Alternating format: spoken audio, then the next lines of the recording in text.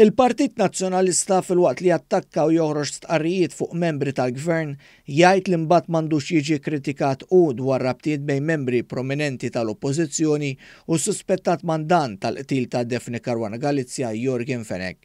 Fuq ix-xandir nazzjonali waqt il-programm Realtà ma' Brian Hansford dak li issa laħaq bħala l-kelliem ewlieni tal-kap Bernard Gregg qal il-kritika tal-Partit Nazzjonalista fuq rabtiet ma' Jorgen Fenech ma toċċ għalih. Sa dawna bl-ebda mod nirrifjuta bl-ikbar saħħa jiena li jitpoġġew fuq l-istess keffa. Aġus għalhekk quddiem il-fatt li d-deputati nazzjonalisti kellhom rabtiet ma' Fenech. Jason Azzopardin qabad li tħallsitlu kamra f'lukanda lussuża fl-Iżrael mill-grupp ta' Jorgen Fenech.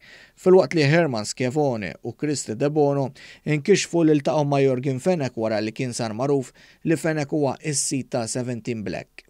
Fil-programm Peter Aġus ipprova jkompli jwassal l-ispin tal-kap Bernard Gregg dwar il-preżentatur Mark Lawrence Zammit.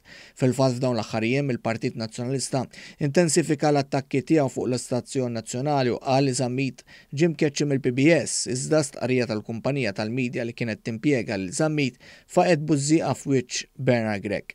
Għal din l-istqarrija li ġabet fix-xejn lejdut li bena kampanja qarrieqa fuqu Bernard Gregg, Peter Aġus ma kellu l-ebda tweġiba għajr li jgħid li marax l-istqarrija ta' Wikimedia.